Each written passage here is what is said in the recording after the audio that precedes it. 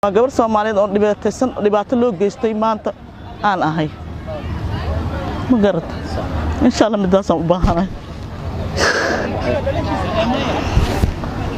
insha Allah diilay karaan waa hooyo Soomaaliyeed oo ka qisoonaysa murugo iyo uur ku taalo ay ku reebtay kufsi uu ninkii qabay u geystay gabar 13 jir ah oo ay dhashay sida ay sheegtay waa iga kufsaday gabadha maxaa la dhahay uur u yeelay aniga markaas ma aan joogin uuraan lahaa ninkii aniga qabaa kufsaday gabadha uuraan safarkii markaan aad ka dimbo aan markaan imaaday gabadha markaan muddo ay joogtay baa nin soo doontay ninkii soo doontay baa horta arintan soo bixiyay codsi ka yimid xaggeeda ayaan ugu yeeri doonaa Asli oo aan ahayn magaceeda saxda ah waxaana ay barnaamijka qisadeeda uga qisoonaysaa sida ay wax u dhaceen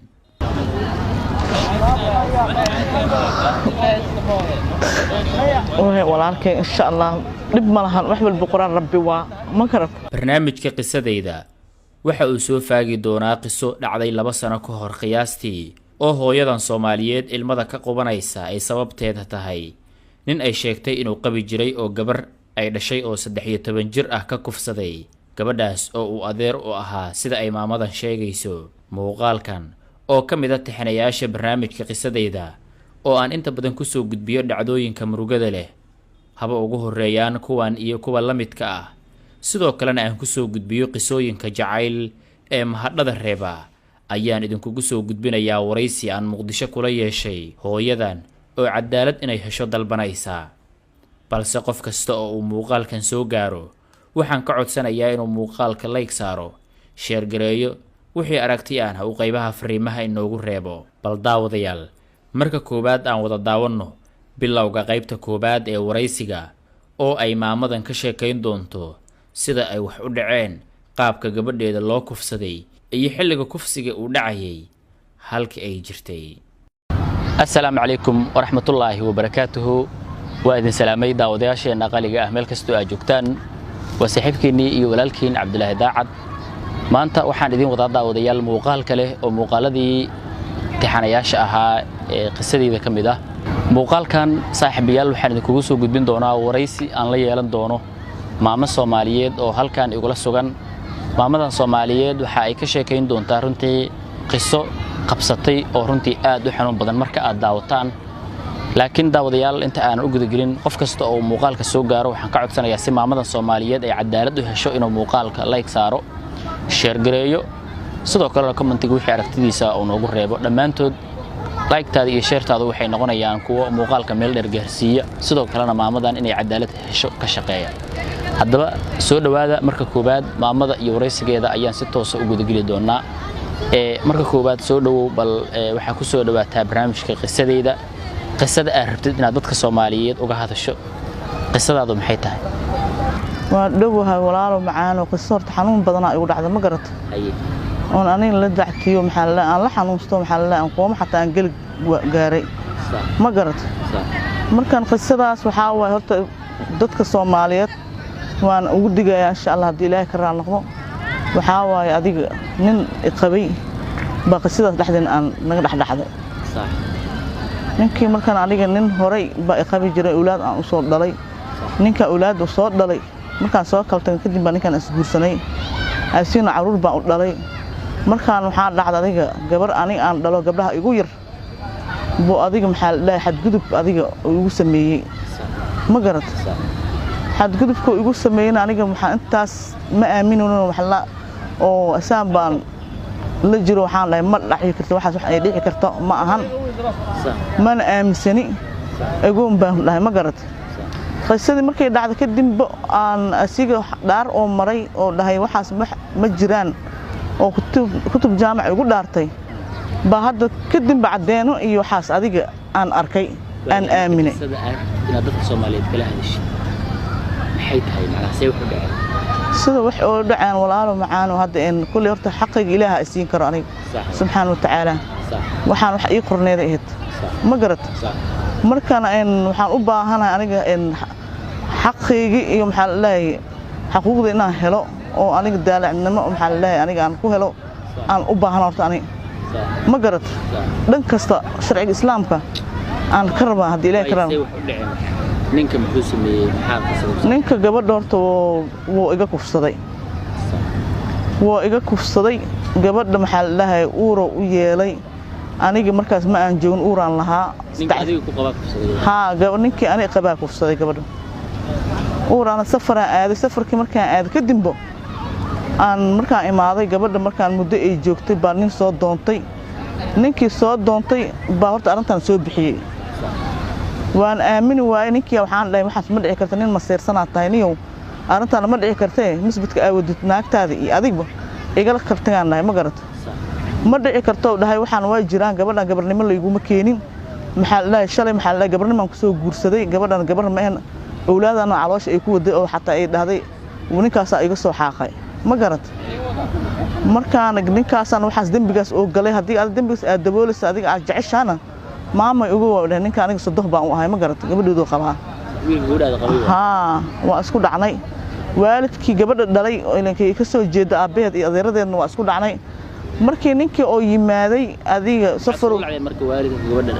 waxaan iskula dhacna maxaa la dhahay arrintii markii loo bandhigo oo ninkan u bandhigay aniga ninkaygaa la duubtay waxaan dhahay ninkayga waxaas ma oo samayn kara mana ka suurtooday ma garata gabadhii waxay tiri waxaas wuu igu sameeyey hooyay abti inaa aniga dhaarto aan diyaar la'ahay igu sameeyey tiri ma garata markaas waxaan dhahay ma dhici karto waxaan dhahay ninkan ha yimaado markuu yimaadaan baa la hadlo waxaan dhahay niyo arrintaana dhacday arrinta markay dhacdo ninkan aan u sheega safarka ku imaaday wuu laabtay asigana safar oo jiray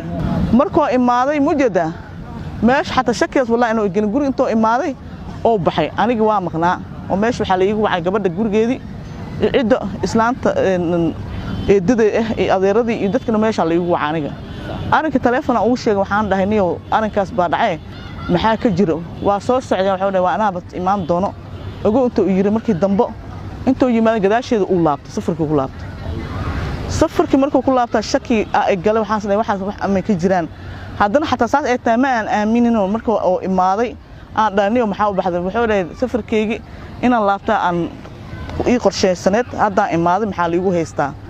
markaas waxaan dhahay qodobkaana lagu haystaayo ka soo garbax wuxuu dhahay masaajid ha la geeyo masaajid hureer waa taqaantaa u malayna aan tagnay masaajidkii meesha markaan tagnay waxaan dhahay culimadii ninkan haddaad dhaarsanaysin dhaarsada waxaan hala daboolo sidii lagu dhaariyo kitaab jaamac ku dhaartay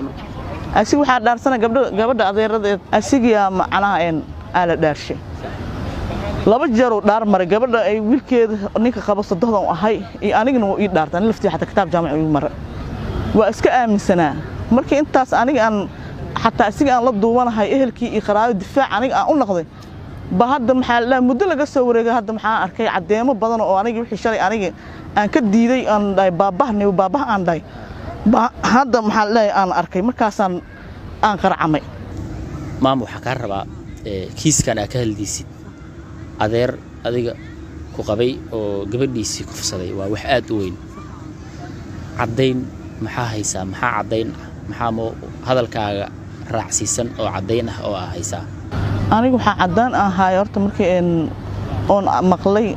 maqal iyo muuqaal aan arkay baan aniga horta shakiga iga jirna igu baxay aan cadeynta aan u qaatay waxa way video maqal cod ah macal gabadheeda codkeedii aan maqlay gabadhaada codkeedii wax cadeyn codku tusaale codkii oo ku soo diray ma haysaa wax codada oo arintaas ku cadeyn karto ma naqsi kartaa codka aniga hadda aan ku leeyahay gabadheedii codkeedii markaan maqlay mid oo muuqaal ah aniga aan isheed si aan taaray aan cadeynta aan arkay aan horta macnaa aniga aan shakiga iga baxay waa imaam waxa ka rabaa say ku ogaatay ninkan inuu asaga ku fsaday gabadhaada aniga owl ma ogeyn xataa markii la sheegay xataa ma aaminin aniga oo ilaahay ila ogyahay waaya wallahi ina aaminin oo isaan la duubtay oo dadka markaa waxaas ay sheegan wiilka saddexda aan u ahay waan la dagaal waxaas ma jiraan aan dhahay ogeysiis muhiim ah markaska barashada quraanka kariimka iyo sunnaha ee Sheekh Cali Suufi waxa uu hayaa bulshooyinka Soomaaliyeed ee jecel inay carruurtooda baraan quraanka kariimka fursadii ugu muhiimsanayd gaar ahaan waxa uu fursad muhiim ah u hayaa dadka ku nool wadamada Yurub iyo Ameerika haddaba casharada la bari doono ilmahaaga waxa kamid ah xifdinta quraanka kariimka hingaada quraanka tajwiidka iyo waxyaabo kale iyada oo marka ay carruurtu dhameeyaan barashada quraanka kariimka iyo xifdinta la siin doono shahaadooyin cadeynaya jahligu habixee kala xiriir telefoon lambarada shaashada kaaga muuqda markaska Sheekh Cali Suufi laakiin sadda marka cadeemahan aan arkay ninkii asiga oo leeyahay codadkiisa aan maqlay gabadha cadeynta aan arkay aan wixii aniga hadda aan kulay yaqiinta aan qaatay aniga ma garata markaan kulay horta cadaalad way soo baxdaa xaqna waa soo dilaaca Soomaan xaqa waa Ilaahay soo dilaacay gabadhaada qabay uu ku dhahay gabadhaada xalha gabar ma aha gabarnimada kuma guursan waxaan sameeyay gawiilkii aan la dagaalay aan dhahay waa edab daran tahniyo nin maseersana tahay gabadhaas guursatay oo maxaa la gabarnimo sharaf aan kugu siinay waxa ceebta adiga hadda la soo gashay magaalada ama anaga noola imaanayna dhahay markaas wuxuu aaday gabadha waalidkeeda u aaday markaan odagii dhalay iyo adeeradeeda u aaday maamadii saanay soo dhahday oo maxaa la dhahay xaqiiqada markaan u sheegay bay diiday waa ka diiday markii dambe markii aniga ninkii oo dhaartay dan dhaartiga iska qaatay Soomaan oo banaankaas aan kala marno aan ku kala tagnay anay asi wiilkii qabay gabadheedii wuxuu badhahay in gabadhan ilaa maamadii badii ninkeeda la duuban tahay gabadhaada aan ku furay amal gabadheedu ii furay maamadii ninkii gabadhaada qabay waa furay wuxuu yiri hadii la duuban tahay ninka la duuban tahay adaab raali u gabadhaada iyo adina la isla haysto adaab raali ka buu yiri ninkii marka aniga aan horta aan iska xijiyo macana iska canaantay aan dhahay waa adab daranta aan dhahay marka arinkan marka hadda aniga hadda ugu soo maahay oo wali xanuunkiisa hadda aan dareemay waa hadda muddo hadda bishan hadda ay soo dhamaatay bishaas ku xigto oo muuqaladan iyo codadkan waxaan markaan arkay aan isdhahay wixii shalay wiilkii sadaqada u heed adiga ka diiday cidii aan ka diiday maanta waxaan leeyahay waa run waay maadaama ninka shalay uu waxaan diiday oo beeniyay see maanta sawirka ugu soo diray ujeedadu kala maxay tahay والله ما أقان إلا هاد وحنا مد أن ليا بنا مد هاد أن ليا بنا ما بين مركي أنا مرمر أنجو الصوعة اللي كأولاد أقول له أسياني الماء وهايا الماء حاول له إن ويلي جبر إن الله إجمعها ما إجا سخيرتي ويلكو إجا سخير جبر يجوك ما قرت مركان إن الحمد لله منكي مركي أديك أو الصوعة بمحل لها إن هندنات يو حان كدريمي maxaa la nin inuu ugu soo laabto oo rabo amal oo waxaas aniga shalay aan ka dhaartay ogow markaan hadda aan ka diido on dhahay waxaas ma jiraan falig ilaa ugu nabadgeli aan dhahay bo video ii soo diray codkaadi marka inuu kugu soo laabto inuu ugu soo laabto rabi markii adiga aan dhahay waxa aan ogeed aan dhacday shakigaas baadoob dhacay ama yaqiinha aad ama runa ahaato waxaas baadeen dhax mareen walaalo waxaan dhahay banaanka siiga mar waan ku kala dhamaana ma garad markii aniga saas aniga aan dhahay kadib boo ii soo tuuray video ii soo tuuray asigii gabadheeda yiin oo faxshirata aad macna uu qaraacmo wala uu kululaada ma garad markaas uu ku soo diray video nuuc ah video oo gabadheeda soo isticmaalay oo ii soo tuuray ma garad markii dambe haddana wuxuu ii soo diray cod oo ii soo diray ku raaxiso u dhahay markaas wali aan dacwo aan ka geey raboodka markaan ka geey wax hadda la ii qabtana saldhig aan tagay oo agteena ah saldhigaas adiga waxa hadda ma aqaanay saldhig agteena waa xaafadeen anku warshidaha waa warshidaha waxaan degan haddaan taqaantay tarqi sigaarka markii la soo dhaafay infeekaan deganna saldhiga aad tagto magaciisa mutaqaanid saldhiga waaxdan wuxuu ku xisaabsan barwaaqo waaxdiisa hadda aan aqoon hadda aan mustacaan daylin ay ka tirsantahay degmada daylin ay ka tirsantahay marka saldhiga degmada daylin lama tagtaadi degmada marka saldhiga agteena aan tagaaniyo oo rabood saldhiga hadda noo dhow agteena aan ka dacweeyay aan rabood ka geey marka hadda waxa hadda xuquuq iyo maxaa la leeyahay aniga hadda leeso bixiyay ma jirto maxaa la saldhiga ageysan nooc ah asaas lagu dhaqmo kiiska saldhiga aan geeyay wali muuqaalka aan la tagaan saldhiga anoo muuqaalka wado aan geeyay si markaan geeyay kadib adiga meesha dadkii joogan dad oo nin gadoomiye ah ninkii meesha ka wakiil ahaa aligu wareejiyo arinta maxkamadda la saaray maxkamadda lagu diray ogow cid ii dirtana malan maxkamadda cid saartana malan ninkaas waa la soo qabanaya wax soo qabtayna malaha adig kiiskaaga marka saldhigga mar kale ma ku laabatay maxay ku dhahaysaa mar kale waa ku laabtay waa ibalami waa lagu maqan yahay lagu soo wacay ugu weyn ninkaas la soo qabanay in la arko Soomaal